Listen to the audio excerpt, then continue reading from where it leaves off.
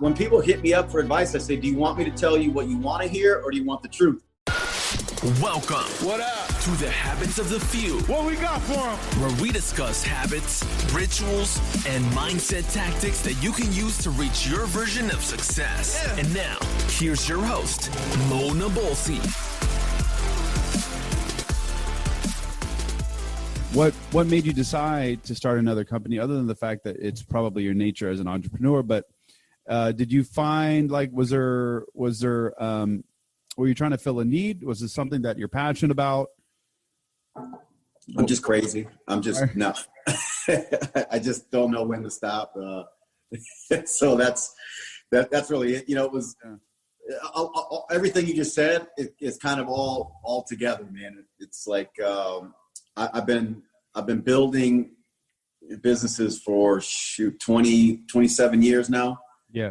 So it's just kind of in my bloodstream that if I get an idea, or I see an opportunity, or I see, I was always taught, like, man, if you can find a gaping hole and then fill it better than anybody else, you kind of write your own ticket. So I'm always kind of looking for the next thing, or the next opening, or if I see something and it makes sense, and if it's something that we can attack, then I kind of go after it. That's awesome. I'd appreciate that. So. What kind of things are you having to go through right now, day to day, in the midst of this chaotic world that we're living in, to be able to succeed? It's different, man. The world is different. For me, when we first had to hit the reset button because of COVID, I have been traveling every week for the last, over, maybe almost 2 decades, man. So it was like every week I was somewhere. I was in another city. I was speaking on stage somewhere. I was doing something. So it was really strange at first, but then I kind of liked the lockdown for a minute there. After I realized, okay, I'm locked in the house. I can't go anywhere.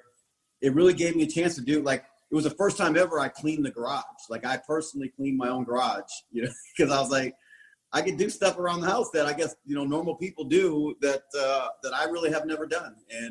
And then I found myself, I've always had this habit of reading. I read at least 15 pages of a book every single day, no matter what. It became a habit of mine. But I found myself, going through, books, like, instead of 15 pages, I'm reading, 500. I mean, I'm like devouring information, because I never really had that kind of time, So a lot of good came out of that. It gave me a chance. I really got into meditation with my wife. Focused in on, every morning we got these new rituals around gratitude and our get to do list, stuff like that. So it was a good change for me. Unfortunately, I had a chain of ice cream restaurants, still have it, but a couple of them had to be shut down just because, landlords didn't want to work with us. And, when the government tells you can't open up your ice cream restaurant, and it's already thin margins to begin with, it was like, okay, we didn't have a choice there. We still have a few others that stayed open and are now moving pretty well. My private jet company, SetJet, that we were an investor in, that had a rough couple of months. That was on thin ice for a minute there, and now it's booming. So you never know. Things can turn around so fast. So and because I do so much consulting, and I work so much in the home-based business arena, teaching people how to work from home. All of that exploded, man. That just exploded during that time. It still is. I think now the mindset is people are catching on. You can work from virtually anywhere today. Like, you're at home today. I'm at home today. It's Tuesday afternoon. Most people would be, at work, and things are changing, man. And I love it, because I did a post today, a little cartoon thing. And, I remember when I first was, working from home, partly because nobody would hire me because I was a bum. I had no education, 2 felonies. I just, I wasn't, nobody wanted to give me a decent job. I was a janitor. I didn't want to be a janitor anymore. I was a bum for a long time, and I wanted to make changes. Entrepreneurship was the only way to do it. And so, when I got offered an opportunity to participate in a home-based business, man, I was like, okay, are you sure? Are you sure you want me to, be in your business? And I found out pretty quickly that I got paid in direct proportion to the value that I brought. So if I didn't do anything, if I sat home all day on the couch and did nothing, well, I didn't get paid anything. But when I started catching on to, simple disciplines every single day, a lot of these philosophies that were taught to me through mentors that came into my life over the years, it changed everything. So the home-based business environment exploded. They used to think I was crazy. Now today, you're almost looked at crazy if you got a job. You know what I mean? The tide is shifting in a big way. So it's interesting to see. I agree 100%. I remember like online businesses, just saying those words to like my family, they would look at me like I was a nut. Like, what do you mean you're working online? What is that? Like, if there wasn't a legitimate like brick and mortar, like you weren't leaving the house to enter into an office or a building, it was like a scam. Yeah. Right? It's just ridiculous. They killed me online, for a long time. It's like, I would get so much hate, and I'm like, I didn't understand it. I'm like, man, I'm trying to feed my family. Apparently I was okay when I was a janitor working for General Electric Corporation. I'm scrubbing another man's toilets, frustrated, paycheck to paycheck, not seeing my family, barely making ends meet. I was okay then. But when I made a decision to say, look, I don't want to do this anymore. And nobody's opening, like, it's not like they're opening up the CEO position anytime soon. Jack Welch was on the top of that pyramid scheme. Nobody was, I wasn't getting there. It was a long way to go. And I was crazy how family, friends, people around me. And then I saw stuff like people I didn't even know wrote crazy stuff about me online. Sorry about that. A call coming in. We're right. Just people attacking. It's like, man, what am I doing wrong? I'm just trying to make ends meet. And if you don't want to buy my product, then no big deal. And so it was very interesting to see how quick people were to hate. I apologize. I keep getting a call coming in. So, but the unknown, people fight the unknown, when it's scary, when it's different, what else they can do, because we've been so programmed and conditioned to go to work for somebody, go to school, get a good education so you can go get a good job. And then that job is supposed to take care of you. Then what? You work 40, 50 years, you go greet at Walmart, and then you die. I mean, that's what we're conditioned to do. And we'll actually fight for that, even if we don't really like it. We don't like our boss. We don't like the commute. We don't like leaving our family behind. We don't like living paycheck to paycheck. We don't like the tax structure for employees, but we stay in it because we're comfortable. It's almost like being in a bad relationship. It really is. It really is. You're being abused what you say there. So 100% agree with you, man. You're preaching to the choir. What gets me is that here's a quick little 30-second story. When I made my first 6 figures in my business, like I was super excited, I was happy, doing well, and my family knew I was doing well, but I'm not like I'm like a recluse. You don't know what I've got because I'm like a hermit. But at the same time, my mother should know. She understands, like, we're doing well. We've got kids, whatever.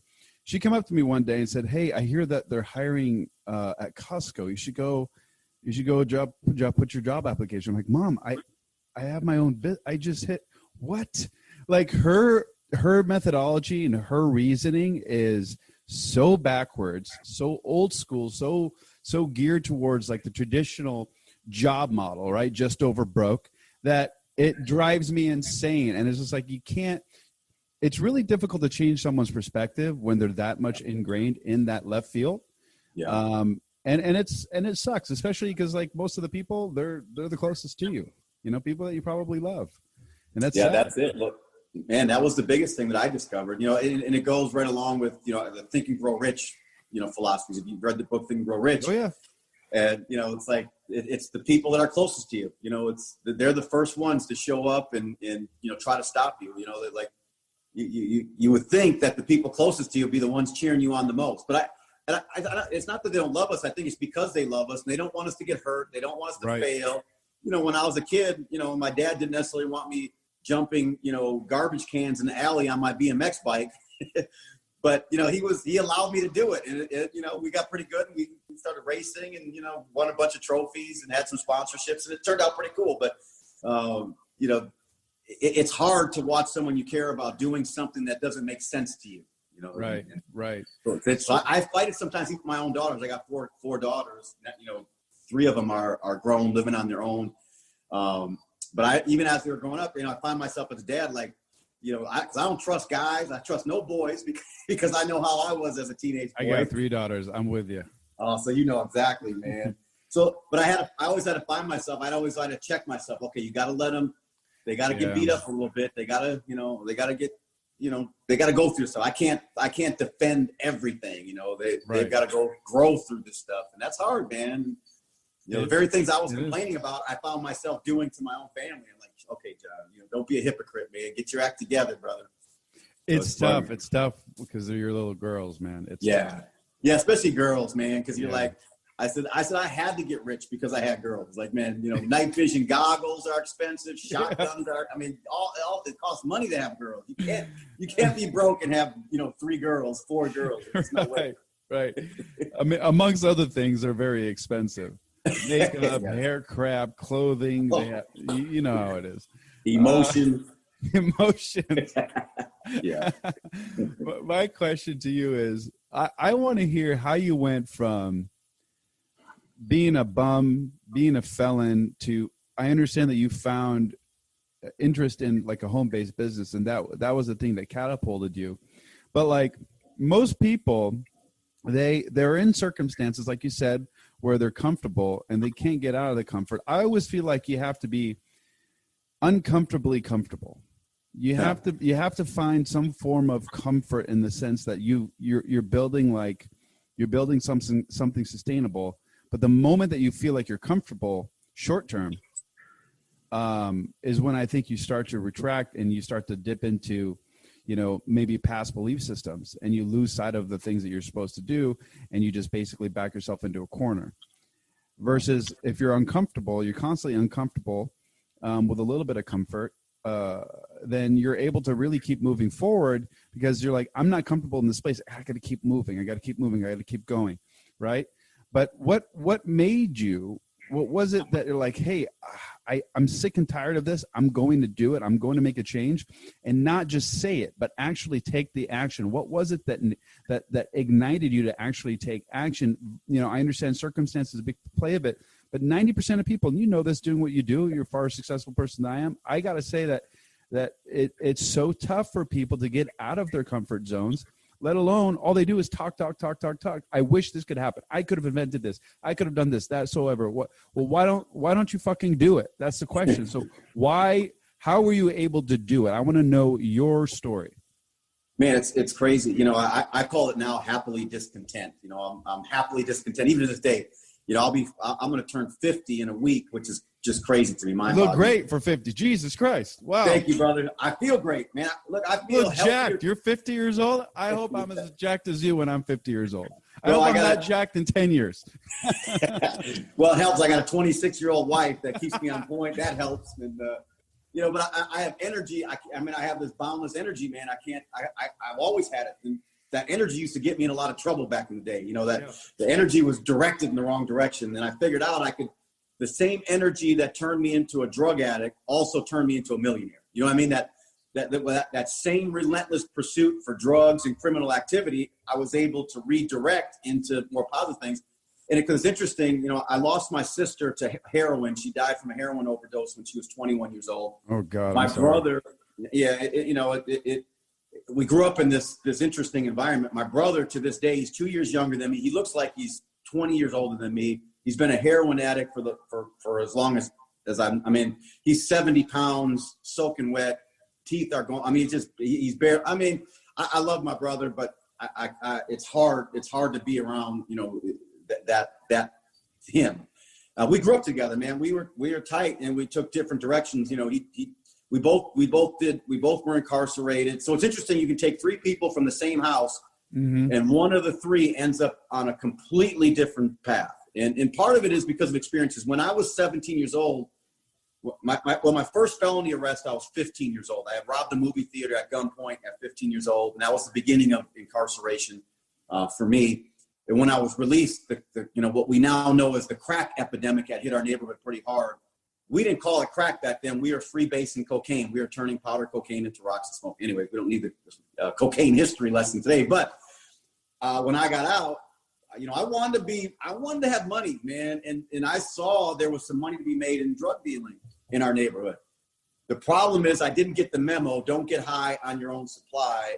And I basically just about killed myself. Had a heart attack at 17 from smoking cocaine.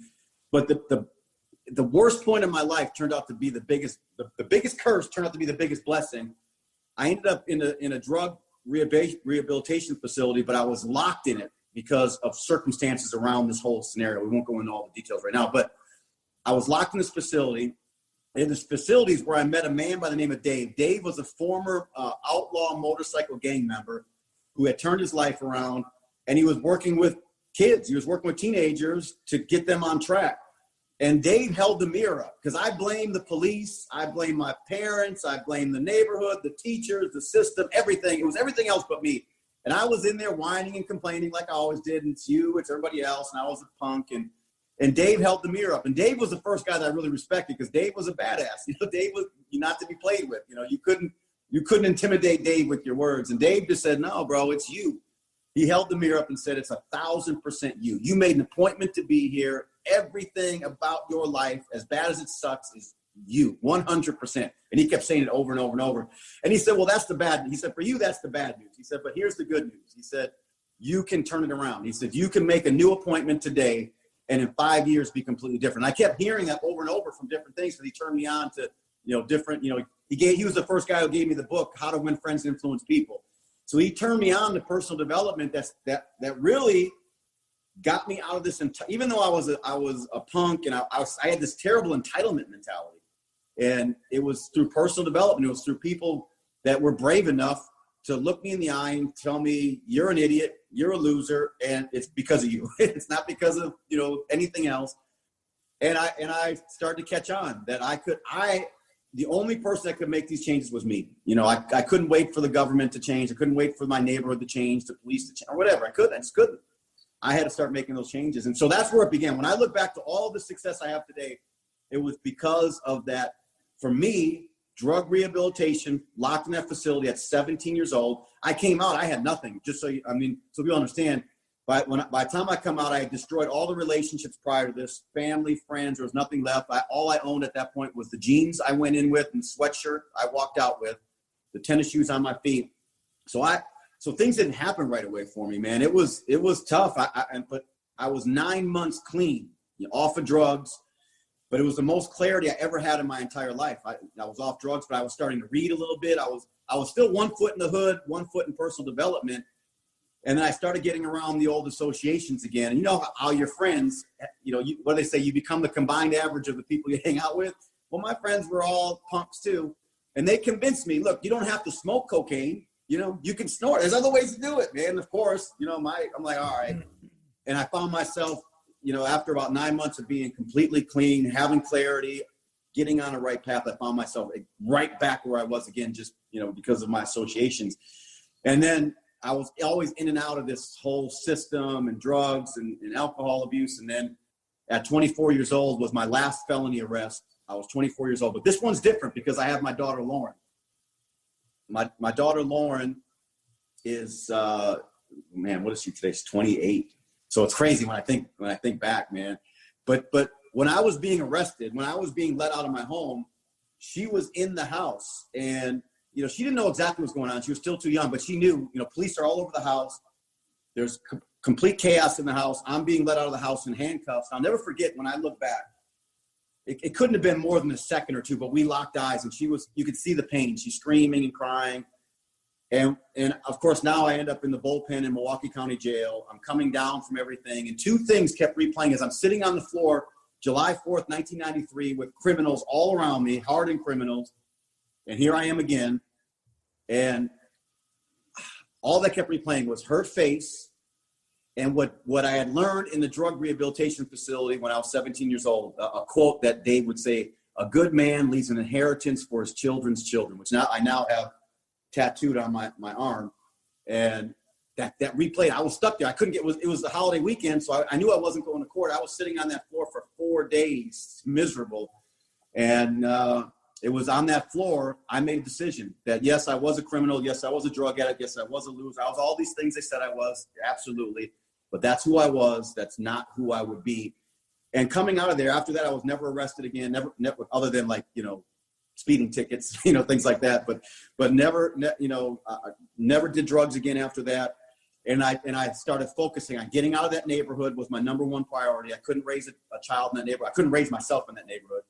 And that just became my driving force. And the only way out was entrepreneurship, because of course, once you got some stuff like on your record, the doors don't open for you anymore. Jobs look at you and they turn you away. It doesn't matter, that you've been rehabilitated. It doesn't matter that you paid the price. They don't care about any of that stuff. So I caught on pretty quickly. The only way out for me was entrepreneurship. And that's why I think I overextended, because I didn't know what to do. That's why I've had so many businesses, and I'm always looking. My radar's always up. What's the next opportunity? What's the next opportunity? Like, we're about to launch another company in, an active lifestyle health and wellness company, which is now my passion at 50, because I see 20-year-olds that don't get off the couch. I see 20-year-olds, with obese, and obesity is the number 3 killer in America right now. People with diabetes and are obese. They can't even go outside right now because of coronavirus. They're the ones the most scared right now, because if they catch it, they're probably going to, they're going to have, look, I got COVID. I got it. I had it. I don't have it now, but I had it, and nothing happened to me. I was tired for a couple of days, had a couple snivels, but I rolled on because I'm a healthy dude. My wife got it too. Well, we got it together. Nothing, because we're healthy and we focus on it. So I have this passion to educate, of course, teach entrepreneurship, but now we got to teach Americans how to get off of the corporate system, our fast food culture and our pharmaceutical culture. Like we eat like crap, and then we expect the pharmaceutical industry to fix us. It's like, come on, man, it ain't gonna work. It ain't gonna work, and it hasn't worked. It's not working, and so we're building a company around that culture. And of course, everything about me is entrepreneurship. So we're gonna offer crazy opportunities for people to make millions of dollars with us.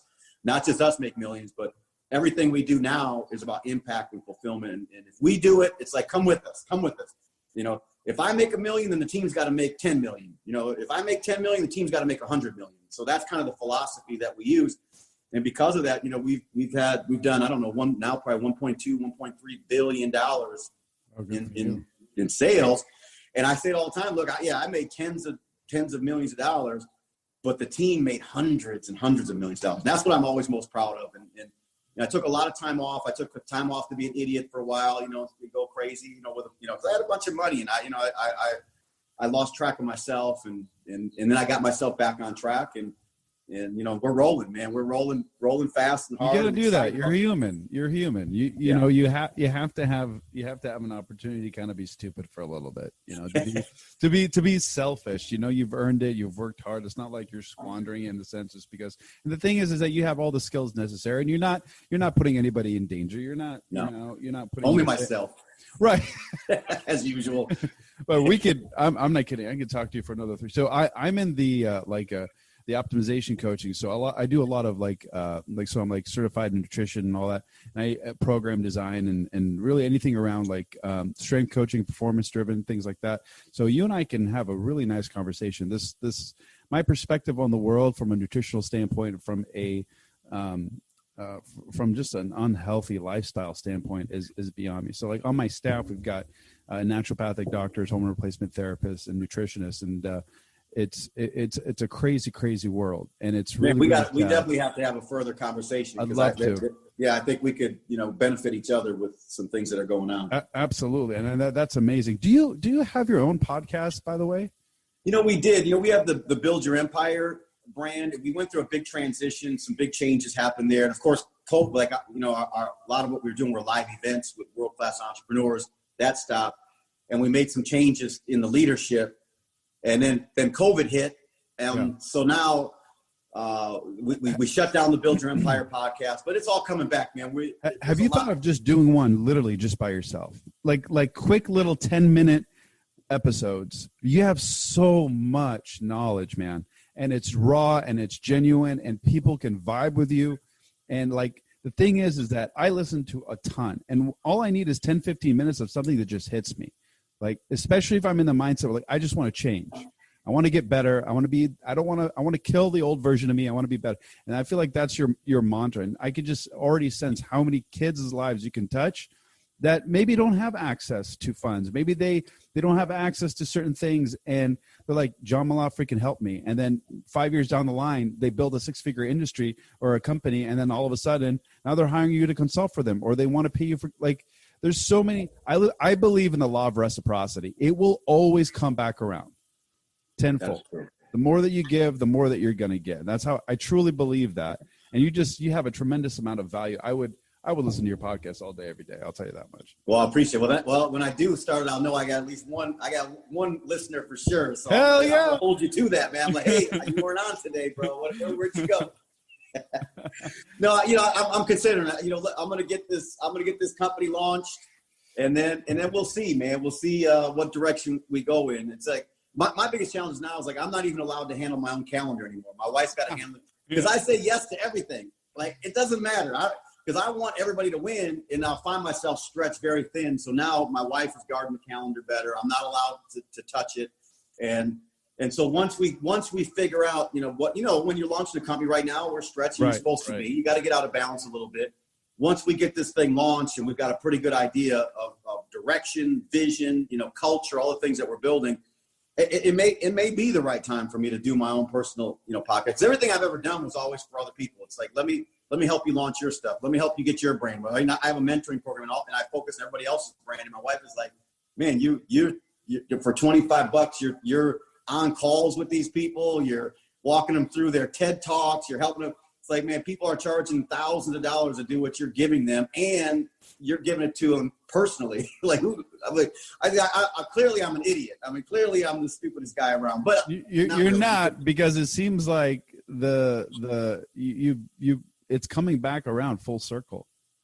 I was going to say, man, that because what you said, the law of reciprocity, that has been the story of my life, man. I just keep, whatever I've got is yours. Whatever I got is yours. And I keep getting blessed with more. So, you should. Yeah, man. You're giving a lot to the world, man. You're giving a lot to the world. And that's huge. I think a lot of people, especially in the online, like, this in like the online business space, the make money online space, like, yeah. How many, there's always an offer. Like even the free offers isn't really free. You're still paying something for it, catch them on the funnel, this, that, or the other. There isn't really anybody giving real value anymore at no cost or minimal cost. That is like no strings. Like where do you see online that there's really no strings attached? There's always something. No, you don't find it. No. It's ludicrous. I think that the podcasting platform, this arena, has opened that up. I think if people truly dove deep into some of the podcasts that they wanted to listen to that maybe are in line with what they wanted to, skills they want to adopt or whatever, there's some tremendous amount of value that I would probably invest thousands of dollars in. One of my most inspirational things, is a guy named Charles Poliquin. He had a keynote in Italy. Now I've invested thousands of dollars in his coaching, his teaching, his books, whatever.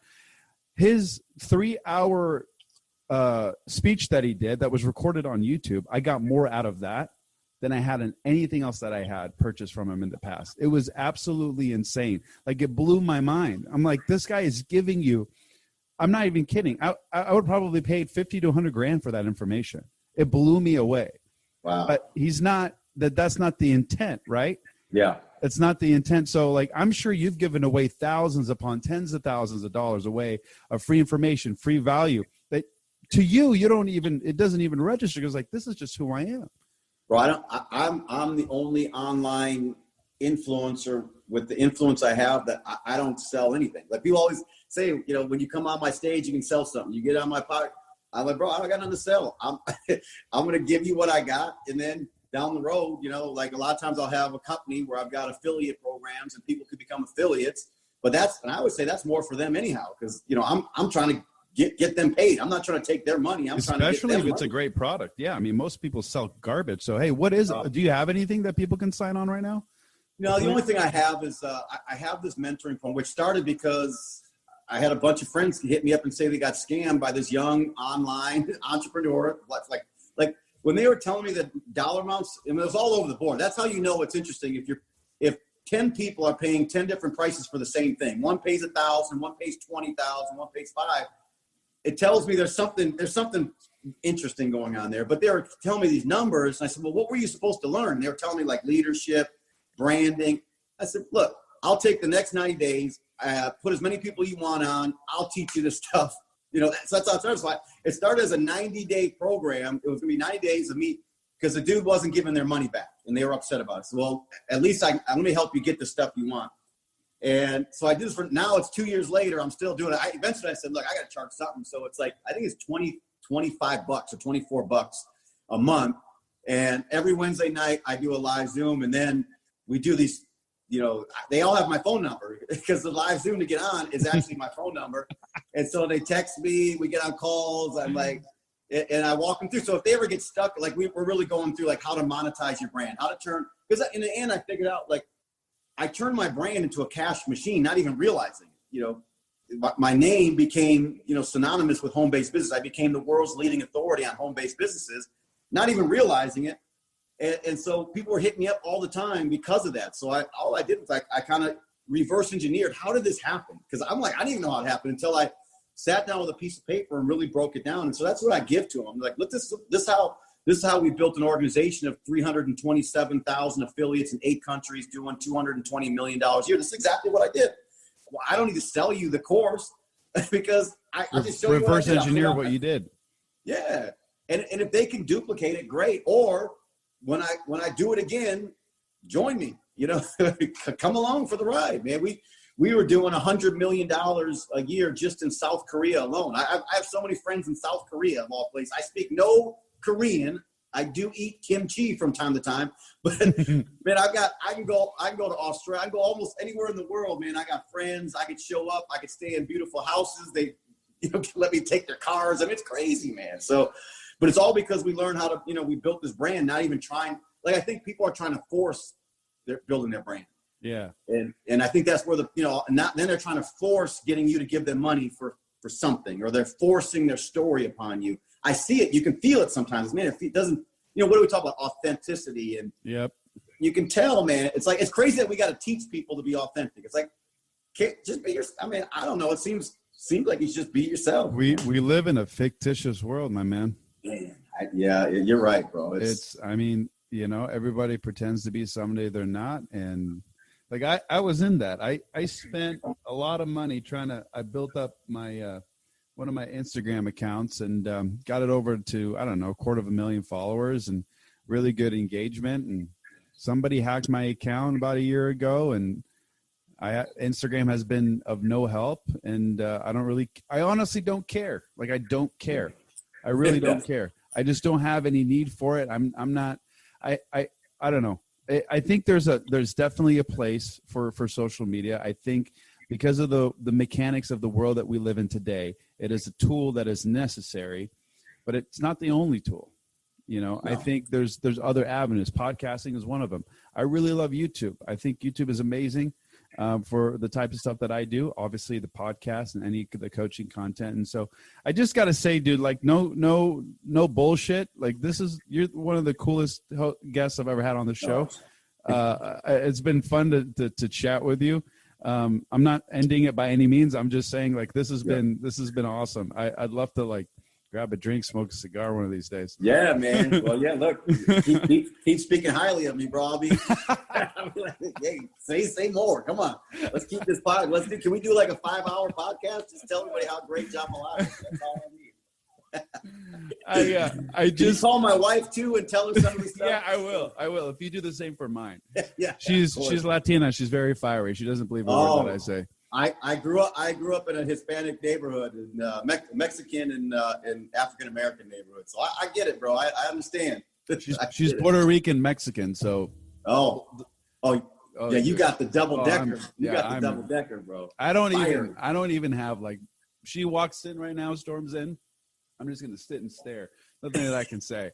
I've already lost the battle. I feel you, bro. I feel you, man. 1,000%. That's funny. Oh, yeah. It's great. How is your relationship with your kids now? I know they're grown. How old are your youngest? My youngest is 11. She acts like she's the oldest, which is funny. If you get around Cody, she's a trip, man. That kid, we have adult conversations like you wouldn't believe. It's hard to believe she's 11 years old. Incredible.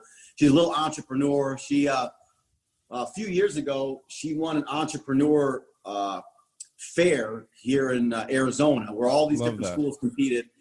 And here's what's funny about it, to see how the universe can work sometimes. She overheard the teachers talking about the hand sanitizer in the classroom was real hard on their hands and had chemicals in it. She created a all-natural hand sanitizer. This is before COVID now. This at is like 11 years old? Yeah, now she's 11, so she was, 9? Or just, heading towards 10 at that time. And she created an all-natural hand sanitizer before COVID. And now, of course, what happens? COVID hits, and now she can't keep up with the orders. Everybody's like, oh, and they love the hand sanitizer because she brought it to the teachers. I created this all-natural. She's selling it? Yeah. So, it's called awesome. Yeah, it's called Safe Code. Like, her name is Cody, and then it's called Safe Code all natural hand sanitizer. That's amazing. Talk about who would have thought back then. 2 years ago we weren't thinking about COVID. Right, we use hand sanitizer from time to time. Now all of a sudden you got a shortage of it. It's like, wow, But she won this with her project, and because she's a pitcher. I mean, her mother's also a world-class entrepreneur, speaks all over the world, author a little bit. So I always say she was in her mom's belly while her mom was on stage teaching entrepreneurship. Then she's at home, and all we would talk about, back then, we're not married anymore, but back when she was little, that's all she ever was around. When we would travel, she's been all over the world. She's been in the back, at back tables helping speakers, get set up to speak and sell books or whatever was going on. So she's a little hustler. That's my little one. That is one of my my dreams, is to be able to at least teach my kids through osmosis, right? See me hustling, see me working, giving them little tactics and things like that. My question to you, do you think entrepreneurship can be learned? I learned it. Absolutely, 1,000%. But you had a deep desire to change. Oh yeah, for sure. There had to be some sort of like fire burning inside you where it was like, this is it. It's either all or nothing. And I feel like the top tier entrepreneurs have an all or nothing scenario. Yeah, that's what I had. You're right. If you're missing that fire, because think about it, being an entrepreneur is harder than being an employee. Yep. It takes way more sacrifice, way more discipline. I mean, it does suck. You got to get up. If you're an employee, you got to get up early a lot of times. You got to be stuck in traffic. There's some stuff that really sucks about it. But most of the stuff is done for you, really. And then you get in a routine. You talk to employees, they go through their whole routine. They drive to work. They don't even realize that route. It's ingrained in their brain. Mm-hmm. They get to the office and they got a routine that they do over and over. They know when their lunch break is. They know when it's time to punch out. A lot of stuff is done for them. Then they go home and, you can sit on the couch if you want, maybe hang out with the kids for a little while, watch some TV, go to bed, and you just do it over and over and over. And that routine builds comfortability. So there's a lot of comfort in that. As an entrepreneur, my shit never shuts off, man. I take it to bed with me tonight. It's constantly. And I know that, look, if I don't figure out a new way to get something done, it's the people that I told could have it. They're the ones that are going to suffer. It used to be, look, if I don't get out here and hustle, the bills ain't going to get paid. But, now, thank God, I'm past that part where I have to worry about my own personal bills. But now I'm telling people, I'm on podcasts like yours, telling people, you can have what I have. Imagine if I don't help show the way, or imagine if I just quit or I give up. I mean, then what am I? I'm a liar. I'm unethical. I don't know. So I don't know when I can ever stop now, because I keep getting on shows like this, or I'm on stages and I'm telling people, I believe you can do it, but you better be willing to work. You better be coachable or humble. The definition of humble is teachable, and you got to lead by example. You got to have this hunger inside of you. Like I had this white hot burning desire to stop going second class, to stop being treated like garbage, to stop making excuses to my kids and my family.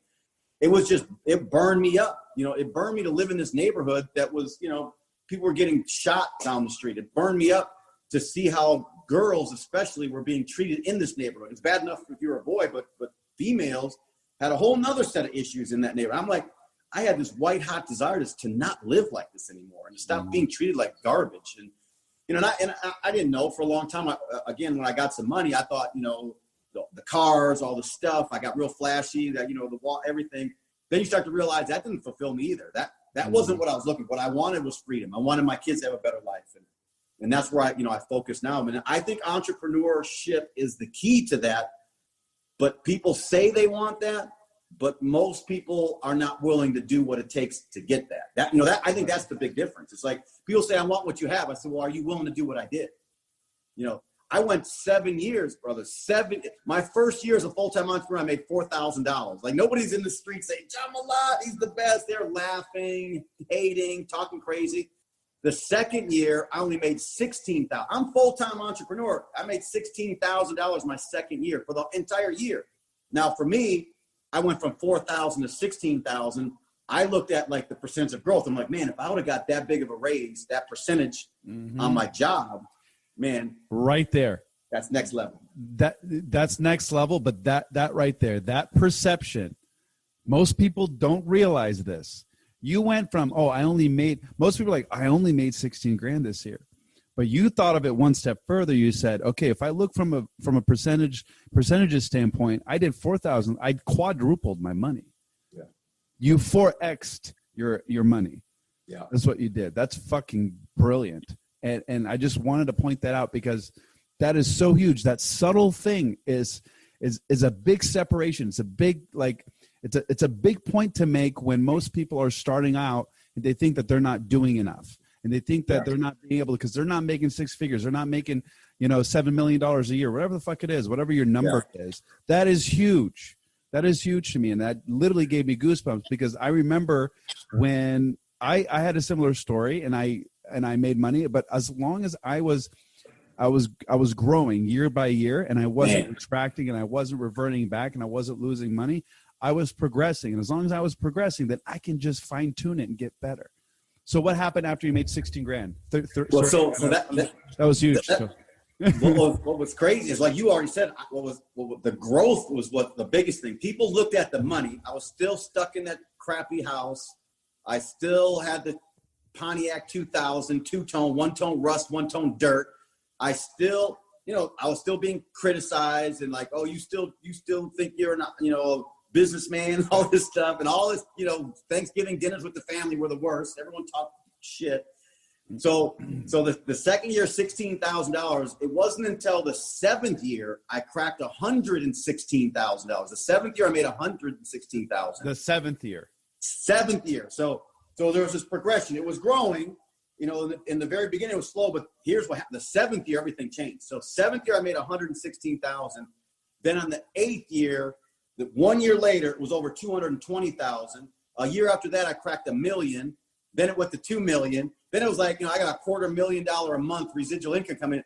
Now, look, the people that were talking the most shit, all of a sudden were like, we knew you could do it. We had your back. I'm like, you liar. Like, you were the worst, man. Worst. But they all showed up like they knew it was going to happen. We knew you could do it. I'm like, they all showed up with their hands out. And looked like cups, like, get out of here. Then I always thought, like, you hear things like success is the best revenge and all that. I really thought that one day when I was successful, I would have, I don't know, I didn't know exactly what the revenge would be, but you know what happens when you finally get there? I really lost that thinking. It was more for me. It's like, man, if I could go back in the neighborhood and pull some of my old friends out, if I could teach my kids this stuff. I mean, my kids watch it. My oldest kids went through the worst, because, my 28-year-old, I have a 26-year-old, and every one of them had a little better life. My oldest one, Lauren, she took the brunt of it because I was such a. Is she the toughest though out of all of them? Yeah, she's it's interesting. She's the kindest, the most soft spoken. She's the reasonable one. When I mean by tough, I mean resilient. Oh yeah. She's been through it. She knows her sister. She just shakes her head at her little sisters like you're clueless. No the 11-year-old grew up in a 7,000 square foot mansion that she played in the elevator, inside the house. Went to school in a Rolls Royce, so she cracks up like this kid. Her baby sister has no clue about like what struggle is. Struggle for the baby sister would be like if we stayed at a Holiday Inn. You know what I mean? It's like, oh my God. We had to teach her some things about, tithing. We had to really get into and show her that your life is not typical. And that, you're going to be defined down the road by your gratitude, your, giving, things like that. So we had a change, because she would go to school and, and she'd get around people and she would let people know she was rich. Like, Cody, you got to be humble, kid. So it took a little bit, but she's got it now. She sees that she's been fortunate, and being an asshole and thinking you're better than someone because you got some money. That's the worst play in the world. And we see it today. Instagram makes it cool to be an arrogant jerk. Yep. We're teaching kids to be jackasses and mean and nasty and hateful, and because you got money, you're better than somebody else. Get out of here. So outside of that, let's look at this. Okay, you have kids that maybe aren't rich, but they come from middle upper class. Yeah. Okay, they're comfortable. They're getting in their 20s. They still live at home. And they have opportunities. They can have some connections, but they won't do anything. They want to do all these things, but they're too comfortable. How can someone like that? Because I think that fits more of like majority of the population, right? A lot of middle class and upper middle class, especially if you live in the suburbs or whatever. But these kids, they get stuck. They're cozy at home. They go work like 3 hours a week at some job, or they Postmate. And then they're just like, the rest of the time they're screwing off. I'm like, how the fuck do you have all this money and time? It's a curse for them. It's a curse. What are they going to do when mommy and daddy's gone? What are they going to do when the 600, like now we got an extra 6, whatever it is for unemployment and all this stuff. Yeah. We live in the fattest, laziest country in the world. We're the only country that can look to the sky and violate all the rules of nature and still have a roof over our head, still have food in our bellies, still have an Xbox and some weed in the house. We're the only country that can do that. People act like America is so tough. I'm like, go to Cambodia. Go to a third world country and live there for you. You tell me what's tough. Yeah, man, we're clueless. And that's why, like, I always took my kids. I would take my kids to third world countries because they were fighting over, iPads and shit. And I'm like, all right, we're taking a trip. We're taking the Dominican Republic, and let's go up in the mountains. And my kids I remember Jessica, who's now, what is she? She just turned 21. Like all my kids, they knew when I bought somehow it became a thing. They all got a brand new car. So I was starting to create some of this but it started early, but I didn't, we got money. So I started making but at the same time, I don't think it's wrong for you to provide for your children. You busted your ass so that you can give them a life. All the while you're still doing the right thing because it's coming from a good place, but you're starting to, but at the same time, you take them to a third world, you take them to Cambodia, like showing them what life is like there has to be that balance. And it seems like you figured that out. So what happened? Bro, I'll never forget. It was, we went up into the mountains. I have a great friend that lives in the Dominican Republic. And I said, bro, I need you to take me into the spots, and which is actually all the Dominican Republic is like that, because the most entrepreneurial people I've ever met were in the Dominican Republic. I always joke around, like I'm at a stoplight. At a stoplight, I got my windshield washed. I bought a bag of cashews. I got a new Apple charger and a sunglasses at a stoplight. I come back to America and there's a guy with a sign saying, give me money. I saw the difference in mentality. Like in the Dominican, they don't have a program. When they lock you down for COVID-19, they're not sending you a check. They're not, I don't know how, these people they figure out ways to make it to survive.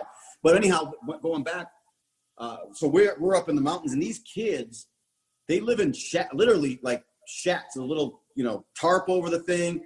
No running. I was joking, say the only running water they had was when they ran and got it.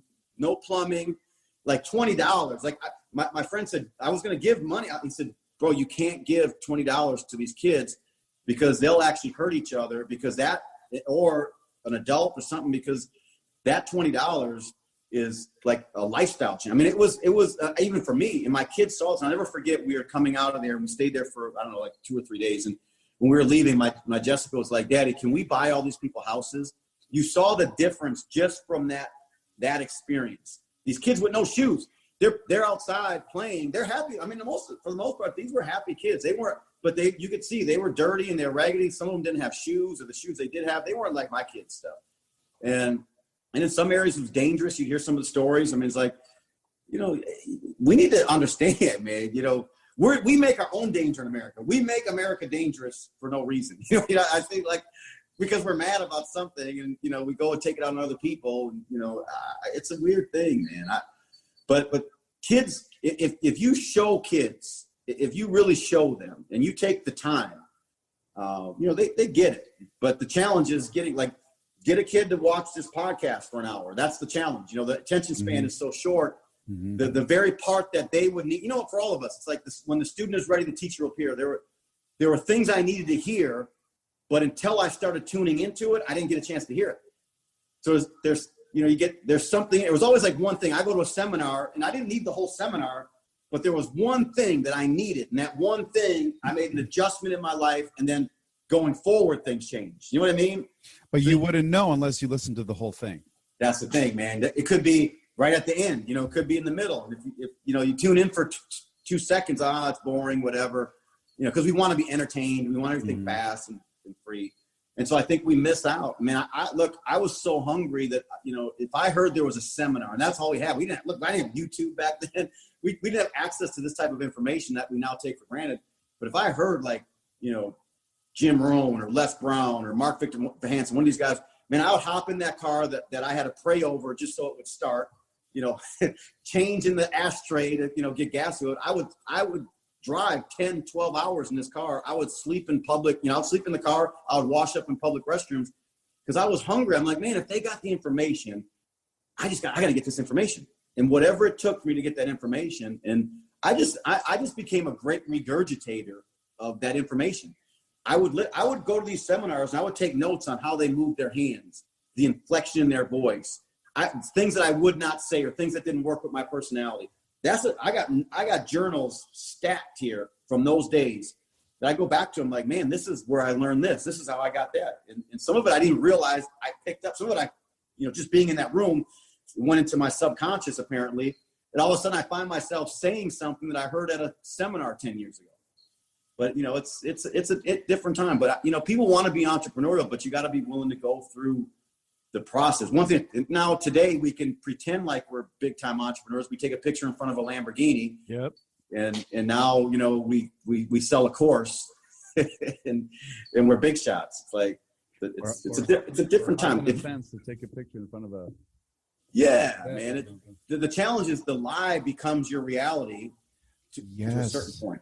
Yeah. And that's what scares me. It's like if you keep doing that, you start to believe you're a big shot. Yeah. But you haven't done anything. Yeah. And the universe will slap you at some point. It's just guaranteed. Unfortunately, you can only lie for so long before that lie comes to the light, and then you're done. And I think the scariest thing is when you start really believing your own lies that you tell yourself. So if you flip this, if you could do the same thing and flip the switch and actually give yourself affirmations to put you on like a trajectory of creating new habits, creating new disciplines, and actually getting work done, you would actually build the life that you want. For sure. I was fortunate. I had a billionaire mentor by the name of Paul J. Meyer, God rest his soul, incredible man. And that's where I started getting affirmations from. He was the first guy that was saying, talk to yourself. He kept saying, talk to yourself. He said, you got to push out, because I was so negative, man. I was always so negative. You got to push out that. You got to get rid of that. You're telling yourself all day long. It's like eating a junk food diet 24 hours a day, 7 days a week. He said, you got to get rid of it, man. You're mentally weak, and you're hurting yourself every single day. And he actually created, I probably still have it, was on a cassette. It was just like, I am great. I am powerful. I mean, that's all it was. It was over and over. And he told me to listen to it before I go to bed every night. And I did that, I don't know, probably for 2 years. And then, but then it just started. It was just, I go to bed without listening to it. It was just, my mind was saying it to me. And people think it's weird, it's corny, but I don't know, man. We're weird. People are weird, dude. It's not like there's so much data and science that backs up that your subconscious mind is literally a machine. It is a machine, and it doesn't know good from bad, evil from light, or dark from light. It just doesn't know the difference. Whatever program you give it. Which, and from what I understand, it's your belief systems that is a cultivation of the culture that you're around, the environment that you grew up in, how you were raised, all that stuff. You start to develop this funnel of a belief system. And it doesn't have to be that way for the rest of your life. You could develop a new belief system. You could plug in a new software, a new program. And that's what you did. You programmed your subconscious. And there's no question about it. There's no question. Because I wasn't going to tell you, but the other, so a week ago, my brother sends me a text message. He was involved in a murder in Milwaukee. Not involved, like him and his buddy out 3:00 in the morning in the city, doing what they do. And his buddy gets shot in the stomach. He's running, and then the police aren't involved. But when I'm talking, I get on the phone with my brother. I don't want my brother to die. I can't give him money anymore because I've learned my lesson. And so we've had our fallouts around it. But just his language, what he speaks, it's like, man, no wonder. It's like he has found a way to put himself in these type of situations because he speaks about it. Mm-hmm. It's become his environment. His body, his mind doesn't know anything else. It's always involved in some negative situation, whether it's women, drugs, police. He has programmed himself for the last 40 some years that he's a loser. You know what I mean?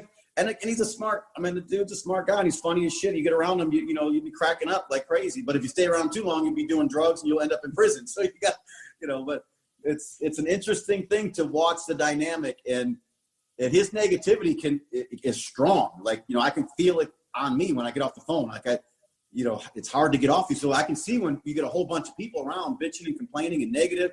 Oh yeah, man, it's hard to shake that. Yeah, and you get sucked into it. And you know what sucks is when those people are your family. Yeah, we could do a whole podcast just on that topic alone. Yeah, I had a really deep conversation with Brad Lee about it, and the same thing that you mentioned. How can like the same 3-4 people, whatever, grow up in the same house with the same mother and father or whatever, end up so different, completely different, like different ends of the spectrum. And we went on and on and on about it. And it's just like, I still don't know. I don't know, like, especially if like, you're starting to, because I think people learn. I think there are people that learn through the traditional methods, but I think the best way to learn is like, I see what you're doing. I see that you're finding success in it. And I want to emulate that. And I may not ask you questions. I may not even do the same research, but I start to pick up on it. So how can you make a fortune? And here I am thinking that I'm an absolute loser and I'm not able to find success and I can't get out of my own way. I don't understand it. I'm sure there's a legitimate, like, scientific reasoning to all of this. I'm not. Have you read Malcolm Gladwell's The Outliers? Oh yeah. Yeah. So it's interesting because when you say it, it just hit me that he kind of touches on this in a little bit. Yeah.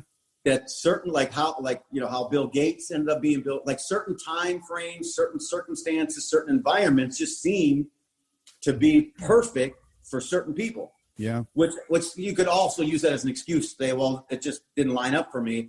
But when you go deeper into it, you realize, well, you can put yourself into more experiences. The more experiences you have, the more likely you are to run into people.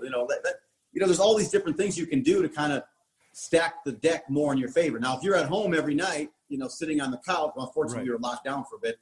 It's going to be hard, Well, then you also have this kind of stuff, man. You could feed your brain. I was going to say it's different. Like if we were going through this when I was a kid, I would have lost my mind, man, because there was no way I'd be in the house. Impossible. I have the flu and I can't stay in the house. Right. Now, but if you had the same technology that we do now when you were a kid, though, be different. Yeah. But so you have to make a choice now. Do I use the technology for entertainment, or do I use to get better, to feed my brain, to be prepared for the next level? I think that's the big thing is what are you doing with the time you have? Because we all have the same amount of time. How can one man become a billionaire and another man is homeless?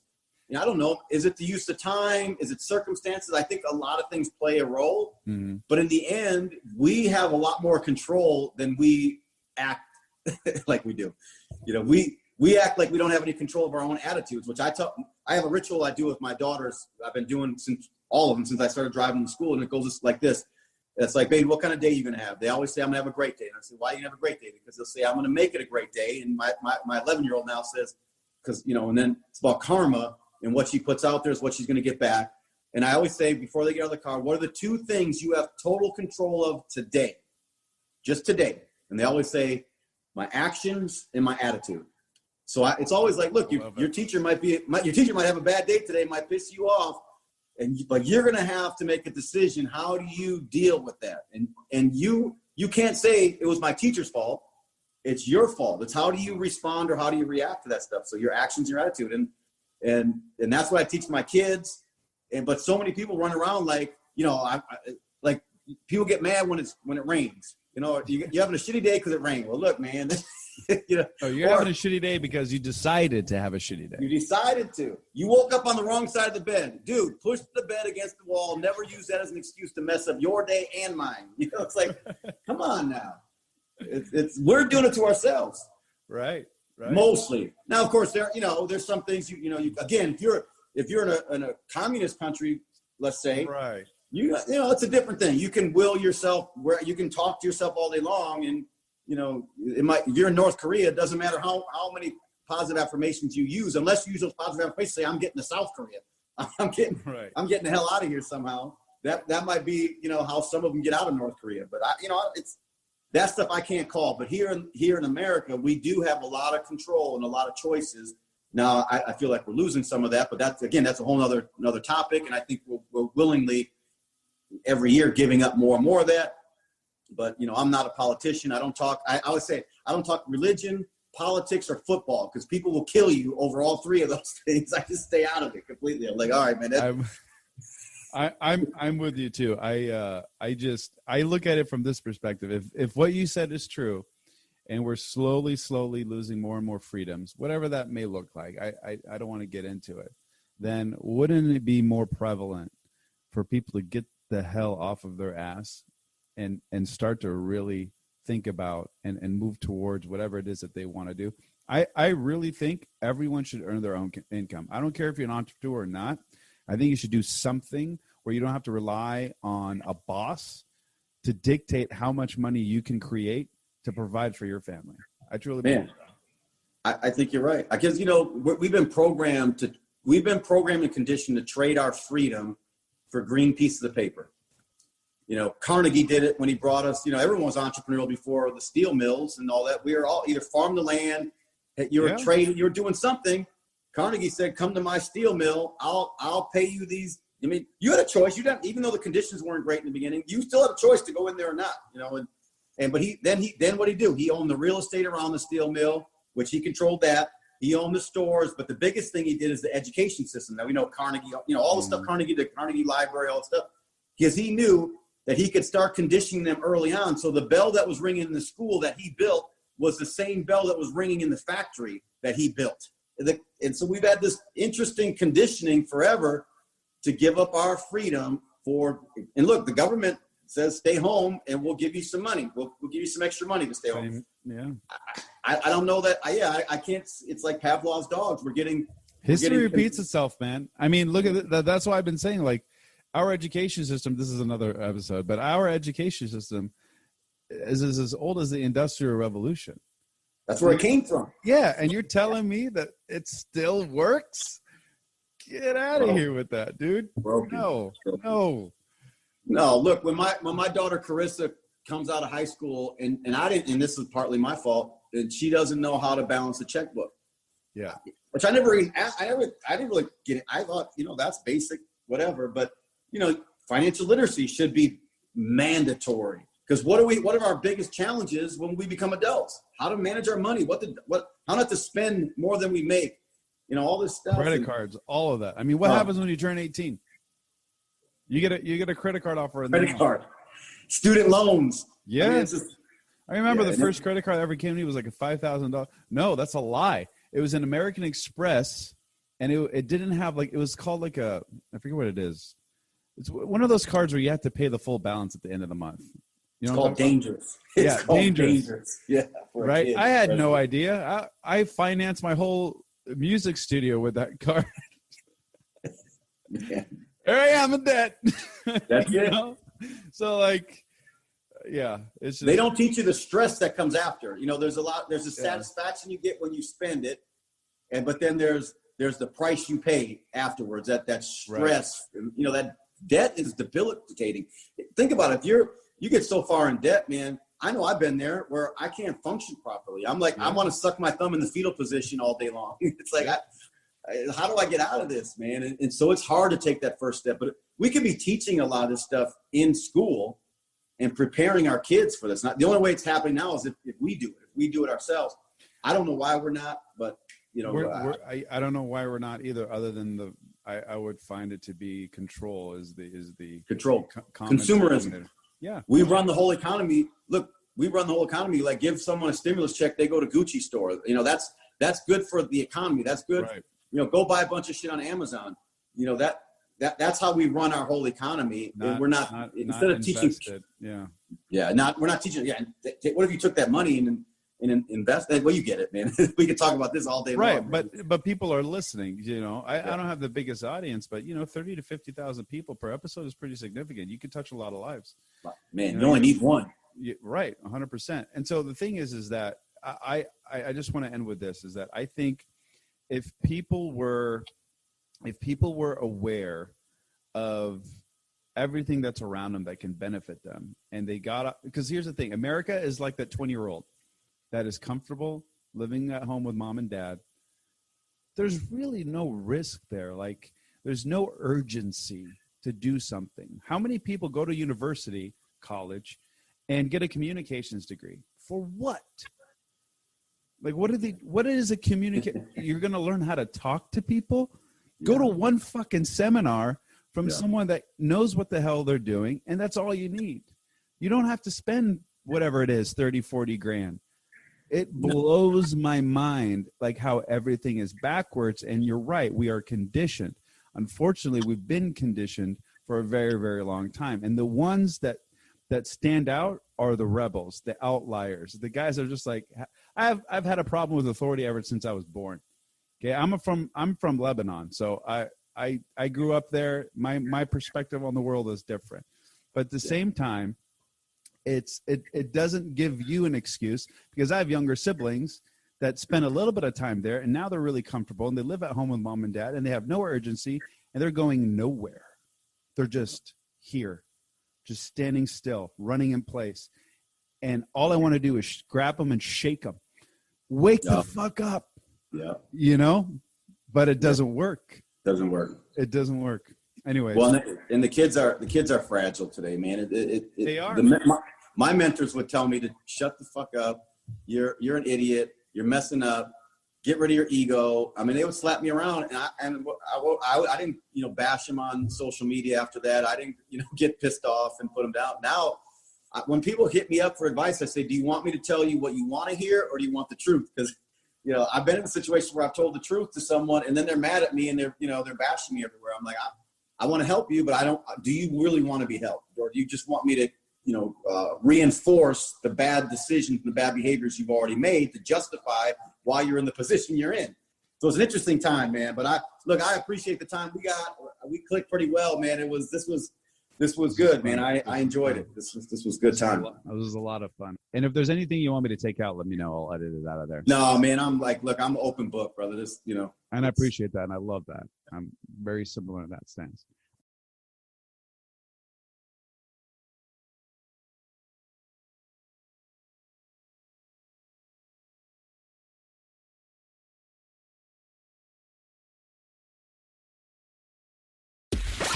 Go to habitsofthefew.com.